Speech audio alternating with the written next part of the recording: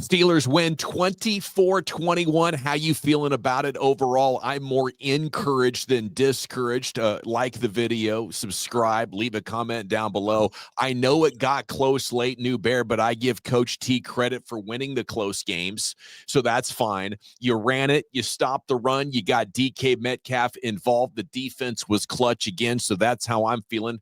Here we go.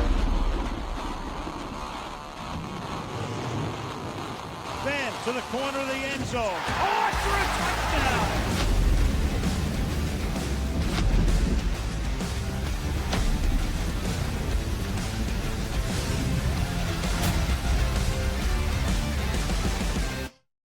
Yeah, buddy, welcome into the show. I'm Gavin, Dawson, 25-year sports radio veteran. Maybe 26, actually, now that I think about it, along with New Bear Lesniewski inside the triangle this morning. How the hell you feeling about this dub, buddy? Man, are you a pumpkin spice guy? Because pumpkin spice and everything nice. Like my wife's trying to really reel me into this pumpkin spice season.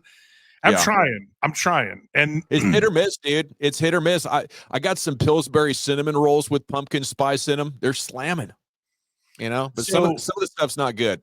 That is literally how I feel about Tomlinisms. Hit and miss, right? Because some of them hit and you're like, man, that shit rocks me to my core. And some of them, and we'll talk about this throughout the course of the show, right? Living in your fears. I believe you're talking about not living in your fears. It was 24-6 for about the first 8 minutes of the fourth quarter. Then it got uncomfortably close. Right after they played a renegade, by the way. Vikings went on their first touchdown drive. Then you go forward on 4th and 2 and fail.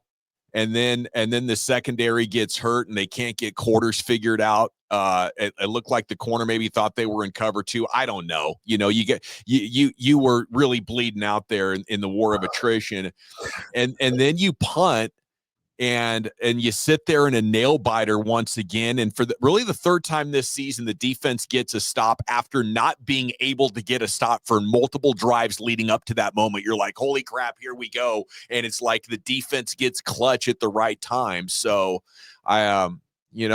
it's tough to win pretty in the NFL. Let me just say it like that. And you went out there and did a lot of good things against a quality opponent. And there was a lot of scenarios in which you would have come home with a loss. Yeah. You and I immediately in the aftermath going back and forth, I was just like, damn it. Why did it have to get like another one of those nail biters? And what did you say right back? Well, this is life in the NFL, right? I mean, it's the any given Sunday cliche. Like your least favorite Tomlinism is a real thing. And, Carson Wentz or Jordan Mason or anybody who's stepping up and stepping in to try to level up and run with a Justin Jefferson, like they got the job done. And what you have to say, getting on that plane and coming back across the pond and feeling good about a victory Monday is that like any nitpicking aside, and anything that we will go into in the next 25 minutes or so, like it feels better with a win. It does. And it feels better after maybe Aaron Rodgers said, let's run it back. One thing's for sure, New Bear, the trip to Ireland was just a smash success for the organization. Everyone except for Skylar Thompson. Skylar Thompson needed Conor McGregor in the streets apparently on Friday night. He got roughed up a little bit by a thug. Well, yeah, we could talk about that. I don't know how often jumped and robbed is really jumped and robbed when you hear that. I think it's about a coin flip, but here's Aaron Rodgers. Thank you for showing up today. We love you. We wish we could come back next year. Thank you for showing I think that's just organizational love for Dublin and Ireland, and everybody was talking about it last night with the Roonies. It meant a lot to them to get this win, and I don't know. I don't think Rodgers is going to be making a decision on his future till mid-February, maybe mid-August. Whenever the ayahuasca retreat is planned Yeah. for Costa Rica or whatever. The thing that's really interesting is he talked about how he's not really a beer drinker, but he loves Guinness, and he had a few pints a couple nights right before, and he just glowingly spoke about the entirety of the experience. This whole thing to me, so much of it is about perspective. The trip in and of itself, the Roonies, all the history, Rodgers with his personal history, Ireland and Scotland, all the different elements of this team. Did you see the stuff where they were coming after Juan Thornhill on the plane there, and then they showed the Vikings where they were like traveling in a private jet, whereas the Steelers looked like they were on a real old airplane. And I'm talking about perspective here, because when I was first buying into it, I was saying, man, Steelers look cheap compared to the Vikings. I get why everyone's, teasing them in the comments. And then you go, well, wait a minute. The seats were green. I guarantee you they picked that plane because every single part of this trip had something to do with Ireland. And every single part of this trip had something to do with the Steelers becoming Ireland's team. Yeah, and you're a little bit more blue collar. I'll take the blue collar plane. It goes along with our brand. I think everything is going perfect for Aaron Rodgers to play again next year at 3-1. At 2-2 would be less perfect. At 1-3, I think would be trending in a bad direction. But as a youth sports coach here in North Texas, I got a great appreciation for how toxic losing is. Nobody wants to be associated with it. No. You win, you get Aaron Rodgers back. You lose, you probably won't want him back. You'll be like, hey, this was frustrating. He's washed up. Let's go in a different direction. Use the chance with this top 12 pick or whatever it ends up being in a losing scenario to go get your next guy. But he's making enough plays. Exactly what happened, like you're talking about last year with Russ. Yeah. It's literally, and Fields, for all his warts and all, you thought maybe that was going to be where you kind of let it just play in neutral, maybe get him, at 60 or 70% on the dollar and kick that. And then all of a sudden Aaron Rodgers enters the chat, and we thought maybe he was going to take his ball and go home. And now they are 3-1, to your point about how easily, a play here, a play there, you could be 1-3. You could literally flip things, right? And I think a big part of this in week 4 that speaks volumes to about why he is acting the way he is and he's full of so much joy is the way they're winning. How many times do you see him point at the sidelines when a play worked because it was something that they repped or they saw and they found together during the week? And then, oh, by the way, this week, after Metcalf has been relegated to basically being in double coverage hell and taking him out of the matches you can script in the red zone, what do? They play him over 50% of his snaps in the slot, and he hits that seam ball where he goes over 21 miles an hour. And everything week to week right now is about learning, adjusting, figuring out this game against this opponent. This is a different year than anything Aaron Rodgers has ever experienced in his career. That's why overwhelmingly I love how this game went, and I don't mind that it got close late, is because they needed a game. We talked about this late in the week, how they needed a game to show that what had happened so far was a result of, them getting things figured out and had so many new and moving parts on defense. And I think this game right here showed you that this team is growing, and the bye week comes at a perfect time where now they need to get a little bit healthy. My favorite thing about the Aaron Rodgers trip to Ireland, though, might have been the smelling salt to touchdown combo. Yes. You ever done this? Never have. Do you know the power of the smelling salts? No. What's it do? Well, this is a max out day, ammonia packets, it just gives you a little kick. The Percocet Rodgers is back tweets following this going viral was just fantastic. I thought the Percocets were Favre. I didn't know Raj had a stroll through Opie Land too. There is a very famous. I'll get into this with you after the show. There is a very famous. He was clearly on some. He was clearly getting some help from the medical team to finish a game a few years back, and Percocet Rodgers was born. He's one of those dudes too, where because of everything he does off the field, and because he's such a, let's just say, a man who's in touch with all the different elements of self. Sometimes he's completely, stone cold sober at the podium, and he looks like he's high because he's just so wired up. And to see him do that on the field is wild, though, right? Like, it gave me memories. Tom Waddle was a guy who would get knocked out, and John Madden would be like, "This is why he's on the All Madden team." He's literally unconscious in the end zone. They drag him to the sideline and hit him with the smelly. Rodgers is just doing this shit to lock in, bro. Yeah. He's a maniac. And I love how the NFL had kind of banned it from their perspective. Like, they can't provide the smelling salts anymore. The players have to bring it. So Rodgers said, okay, you want me to bring it? I'm going to bring it all the way out here into the field and hit one post huddle on my way up to the line of scrimmage. There were so many good plays in the third quarter of this game, second and third quarter, really, that kind of broke it open. Let's take a look at the TJ Watt pick. Ever since we did a couple of shows defending this man against the critics, against the haters, he's been on an absolute production torrent, whether it's sacks, forced fumbles, recovered fumbles, or in this case, the left guard Jackson without the center Kelly, without the right tackle O'Neal, and then this is picked off. TJ Watt just screaming at the TV, man. Like, you love to see it because he does things that nobody else does. Yeah. I mean, to have the quick reaction to get the hand up, but then the touch on the bat and the ability to turn and haul it in it's nothing. I mean, most players aren't capable of even doing those three things in succession, but he does it and makes it look easy. Speaking of things players aren't supposed to be able to do or have to do themselves, I thought punting the ball into the stands was a penalty. When he went full George Pickens here, I was like, no! But I think they let him have a little bit of fun in Ireland because they didn't want to, take away from the spectacle that was this game. And when you watch TJ do what he does, one of the things that I loved about listening to this game this week was the announcers.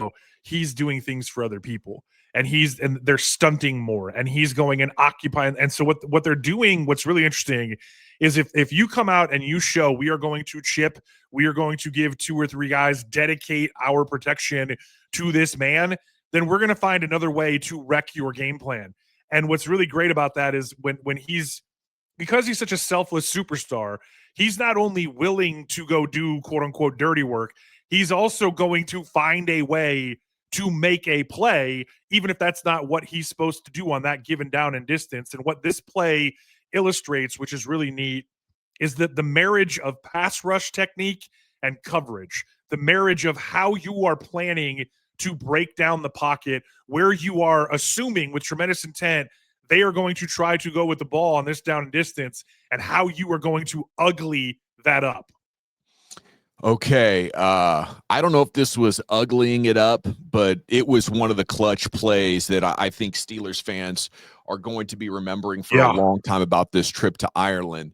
It's, Payton Wilson absolutely getting on his horse. And as a result of this, you make the Vikings run about a minute of extra clock before they finally got in the end zone. But, the thing about a play like this is it kind of reminds me of what the Philadelphia Eagles did, blocking the kick and then returning it for a pick six. The good teams, they have a way of figuring out how to win a game late or refusing to lose in a way that maybe at the critical moments, the losing teams just don't have what it takes to make the play or give up just a heartbeat before it's possible. Well, I mean, heartbeat is the perfect way into this conversation because there were plays in this game that he messed up. There were plays where Patrick Queen, even the touchdown to Naylor, I believe, Queen is literally telling him what to do right before the play, and he still doesn't get it done. He lets Naylor cross his face, gives up the touchdown. What you have to love about this kid is that he's going to make mistakes. There's going to be growing pains. But when it just comes down to sheer will, and you said heartbeat, I mean, this kid is all heart. And I think sometimes he makes mistakes because he's trying too damn hard. And there's no angle of this play, whether it's real people or X's and O's on whatever your favorite next-gen stats or whatever. There is no version of this where Jordan Addison should not hit his head on the goalpost. He saved the game because you can argue that Tomlin went ahead and lived in his fears, punted the ball through the end zone for 19 yards. There is no angle of this play where this should not be a touchdown. And a 240-pound linebacker should run down a Biletnikoff winning sprite of a wide receiver. This is an unbelievable heart and hustle. It really is. I don't even understand quite how this happens, but I think Payton Wilson showed you his value and showed you why people continue to be excited about him. I think we're just in more for a journey into being the perfect veteran than a guy who is ready to do it this early in his career still. Yeah, I mean, even look at Patrick Queen, the guy right next to him. You know, there were moments where people said, man, this guy goes from being the heartbeat of one of the greatest, probably the greatest modern college football team of all time, to maybe being a bust or bust worthy, or at the very least, just one of those guys that you wonder what it was ever going to take to click. And then he goes and gets to play next to Roquan, becomes an all-pro, and now he's in his own orbit. Now he's in his own place where running with a guy like Payton Wilson, he's able to wear off on him. And this, yes, please speak on this, because this is one of my favorite things of the weekend. Well, I mean, even though he had some busts, it was an incredible game for Patrick Queen. He made some massive plays, like right after Payton Wilson. I think that's the one down here in the bottom left. Right after Payton Wilson. At least make him run another play. At least run another 2 plays. Right. Wow, what a huge. Right as Greg Olson was brilliantly talking about it. I think Greg Olson's the best. Greg Olson's the only analyst that I think really has the brain power and the understanding to get into the details of the game, explain it concisely, and make it entertaining, and give it to, you know, anybody from a casual fan to a football diehard who's digging in on all 22 and watching YouTube all damn day. It's for anybody. And Greg Olson's just incredible. I think it's a shame that he doesn't have the #1 chair anymore because they want Tom Brady.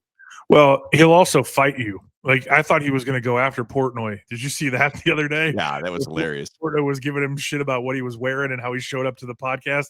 The thing I love about Olson is he gives zero bleeps. Have you ever seen him talk about coaching his kids? He's talking about being a youth coach.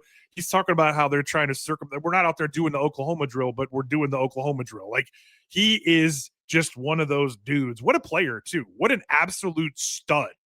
Yeah. And when you listen to him break this down, one of the things, just I want to be very clear, I was talking about Patrick Queen figuring it out and how he might have been, you know, on the track to becoming a bust earlier in his career. He's able to wrap his arm around Payton Wilson and say, here's what I learned. Here's what I've learned on my journey. Here are some things that help me accelerate and get to this place where I am now. And I'm a heat-seeking missile playing at an all-pro level once and again. And I think when you're playing next to somebody who's had some peaks and valleys, he's not just looking at Payton Wilson saying, this is how you do it, kid. Get your shit right or you're not going to be here long. Because he knows he's going to bring his lunch pail. What he's doing is he's able to share with him the perspective, again, to use that word and to think about how that shapes and molds games, but also the game within the game. And in this case, Payton Wilson's career. Patrick Queen's going to be great for Payton Wilson.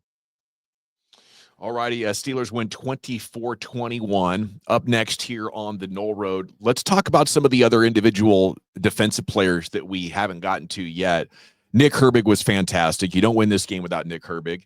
Keanu Benton showed what he's good at. If he's not getting bullied in the run game, he's slippery for his size, has some quickness for his size, and he got home. But Deshaun Elliott as well. I really feel like this team was missing Deshaun Elliott. There's going to be a narrative talking about how, you know, you need to see them get it done against Lamar and King Henry. Coming out of this, no matter what, after what happened in the playoff game, you know, 299 yards is going to echo into eternity until you change what it says on that stone, right? Right now, that's what's etched on the granite, and it sucks. So one of the caveats to this is Minnesota was down guys, had guys get hurt in this game. You know, it's a get right opportunity because you're playing against backups. Okay, fine. They got right. And what you have to do in this league is take advantage of your opportunities, because you never know when the backup is going to step in and step up, and maybe he's even better than the starter, particularly when you're talking about, you know, UDFAs or, you know, end of the draft guys or guys that are getting to the end of their careers. You know, everyone thinks that, you know, you just take it for granted that if you're playing against a backup and you're a starter, you should just work that dude. No, they're getting paid too. But the thing about Herbig, and the reason I'm bringing that up, is he's going to make it really interesting when Highsmith is back, particularly if it's right off the bye on this heater that Herbig's on, because you could argue that Herbig needs to start until he runs out of gas, and that Highsmith should be the guy playing second fiddle. Yeah, I don't know how I think you just continue to bring them in. Bill Parcells used to say, you give me pass rushers, I'm gonna stack them up like club sandwiches. We're just gonna keep rotating them in. That's gonna make you much better in the fourth quarter. That's gonna make you better in December and January. But maybe more exciting than that to me is that they really didn't let Minnesota get off in the run game. And we talked about that. The thumbnail was it all starts with Jordan Mason, who has been putting in some great games. And, he ran all over Cincinnati in the second half. He was their best player on offense in week 3. 16 carries for 57 yards, and Xavier Scott 2 carries for 1 yard. Carson Wentz really couldn't beat you with his legs. Like, that to me is a bigger deal. And to do it against a Kevin O'Connell Vikings team that's really going to challenge you with their scheme, that's huge. So then you add the layers of pass rush to it. You're going to get, obviously, Joey Porter probably back after the bye week. Hopefully Jalen Ramsey's hamstring isn't too bad. By the way, what an embarrassment to make fun of Jefferson's hammy and then to tweak your own a little bit later on in the game. Like, I think Jalen Ramsey, he's a player that you love when he's on your team, but if he's on anybody else's team, you're like, that guy is a class A-hole. Yeah, I actually thought he was hurt. I thought he was hurt on the tutty that wasn't a tutty. And that looked like a 4-month hammy. When he pulled up, I'm watching the touchdown go in, and I literally say, oh, shit, in my truck as I'm waiting for the girls' soccer game to begin, trying to watch the Steelers on the NFL app. It was at 8:30 in the morning your time, huh? Yeah, I was down in Houston with my earbuds in. But yes, I literally thought, oh, there goes the season. Because that was oh my God, I'm not going to be walking or exploding here for 4 to 6. So that was, you said embarrassing, right? I mean, that's you talk about karma police, football gods, sense of humor. Don't anger those mofos, right? No. The thing that I said this on the last time we got together, if Carson Wentz throws the ball 40 plus times, Vikings have no chance of winning this game. What did he finish? Like 30 of 46 for 350. And, you look at it, Carson Wentz drives me crazy because he's 6'5", 235. He can run. He can throw the deep ball. And every once in a while, he'll make a throw. And you talk about Greg Olsen, right? There were a couple of times where Greg Olsen was like, this is what's so special about Carson Wentz. This ball had to be placed right. And I'm like, actually, Greg, that was a miss. You know what I mean? Like, some of the special throws from him are special because there were throws where he left balls back shoulder instead of front shoulder that there were plays to be made. So inside of 30 for 46 for 350 was a game that looked something like, 32 for 40 for 400. I mean, this could have been, that's the thing that's so hard is because O'Connell is a genius, and Olsen said it too, that if he was starting from scratch and he could pick anyone, he might pick Kevin O'Connell, not just as an OC, but as a CEO. And this is one of those games where you had to stay stubborn with Jordan Mason, even at 3 and change. You just had to do that to give yourself any chance to pass protect down what you were down up front. I mean, but I don't think we're out of this, out of the woods with Jalen Ramsey. I don't know if a hamstring you can trust to be back after a bye week. We'll have to continue to monitor that throughout the day, and then we got to talk about the Calvin Austin injury, and I want to start by showing what Calvin Austin did on the DK Metcalf touchdown, just to make sure we're giving him all of his flowers. It was a good catch. It was a good game. It's been a good season for Calvin Austin, and Steelers fans love it. And DK Metcalf talked about how here he is downfield, just hauling ass, made the great block that gave Metcalf the window to get into the end zone and to finish that run. But he had to go to the hospital after the game, and it looked, when I was watching it, it looked like maybe a broken collarbone. But then if doctors are looking at that and have to go, okay, we got to take you to the hospital, that made me think like maybe could a bone have hurt something else in there? Was something torn? You can get broken collarbone to punctured lung. You can get broken collarbone to sticking into your neck. Like there's some scary things that can happen with a broken collarbone. He put on social last night that all was good and he's going to be fine, but I don't know what that means. Maybe it's as simple as Croke Park doesn't have all the medical equipment that a regular NFL stadium has, so they wanted to go be extra sure, but I'm checking for that all day on Monday. When they said shoulder, I immediately started thinking, I labrum, rotator cuff, all the different things that I've heard in my career, and maybe they just couldn't get a picture. Like you said, maybe they didn't have MRI or the top tier, version of whatever they would want to do to make sure. Because, sometimes to your point with these injuries, if it was bad enough, if it was punctured lung type thing, he's not getting on the plane. He's staying behind, and we'll see you next week, right? So that was scary. Good to see him tweeting and saying that he's good. The thing you got to love about this dude is whatever he's listed at and whatever he is in real life with dripping wet, barefoot, he's all just like Payton Wilson, all heart, all hustle. He's going to give you every ounce of energy, every inch of fight. And you love to see him sticking his nose in there. The problem is, and we talked about this all summer, as good as he's become, and he's a legitimate NFL player, he can absolutely be your slot guy, 1,000-yard guy even. He just might not be big enough to sustain the workload and everything that's going to come with it for 18 weeks. That's what's so challenging about like a lot of the guys at his size and his speed and then the way he plays. And because, you always say you're only one play away, right? If you're the backup quarterback, you better prepare like the starter because you're one play away from running the show.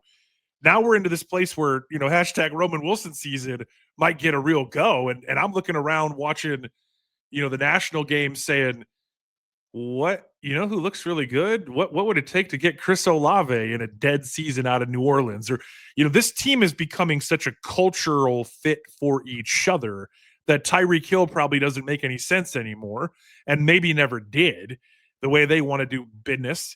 But if you're going to stand on it, you have to be honest about the fact that Jonnu Smith can't play wide receiver 2. You're barely using him as a tight end, and you're going to need something else to get you over the hump regardless of what happens with Calvin Austin. Yeah, you're probably right about that. And they have some time here with the bye. They have some time because they're 3-1. They get the Ohio teams coming out of the bye, the Browns and then the Bengals. So, those offenses shouldn't really challenge you. You should maybe feel confident about, hey, we could win this game if we only score 23, 24 points, something like that, maybe even a little bit less. But Cleveland's defense is nasty.